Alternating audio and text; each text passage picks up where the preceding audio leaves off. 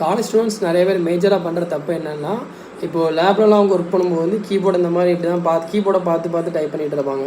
ஸ்க்ரீனை பார்க்கவே மாட்டாங்க. பட் ஆக்சுவலாக நம்ம பண்ணுறது எப்படி பண்ணணும்னு பார்த்தீங்கன்னா, நம்ம டைப் பண்ணும்போது வந்து ஸ்க்ரீனை தான் ஃபுல்லாக பார்க்கணும். ஸ்க்ரீனை ஃபுல்லாக பார்த்துட்டு கீபோர்டை வந்து நம்ம என்ன பண்ணக்கூடாது, பார்க்கவே கூடாது. ஃபார் எக்ஸாம்பிளுக்கு நீங்கள் இப்போ பைத்தான் சர்ச் பண்ணுறீங்க அப்படின்னா, கீபோர்டை வந்து பாதியாக பிரிச்சுக்கோங்க. ஒரு கை இங்கேயும் ஒரு கை எங்கேயும் வச்சுக்கோங்க. வச்சுட்டு இந்த மாதிரி நீங்கள் டைப் பண்ணிங்க அப்படின்னா வந்து பிகினிங்கில் உங்களுக்கு கஷ்டமாக இருந்த மாதிரி இருக்கும். பட் நீங்கள் போக போக உங்களுக்கு என்ன ஆயிரும், நல்லா பழகிடும். அதுக்கப்புறம் நீங்கள் என்ன பண்ண வேண்டியதில்லை, கீபோர்டை பார்க்க வேண்டியதில்லை. இப்போ நான் ஒர்க் பண்ணும்போது பார்த்தீங்கன்னா கீபோர்டை பார்க்கவே மாட்டேன். ஸோ கீபோர்டை பார்க்காம ஃபுல்லாக ஸ்க்ரீனை பார்த்தே டைப் பண்ணிகிட்டு இருந்தேன் இந்த மாதிரி. ஸோ இதை வந்து நீங்களும் காலேஜ் படிக்கும்போது ரெகுலராக பண்ணிகிட்டு இருந்தீங்க அப்படின்னா அதுவே உங்களுக்கு நல்லா பழக்கமாயிடும்.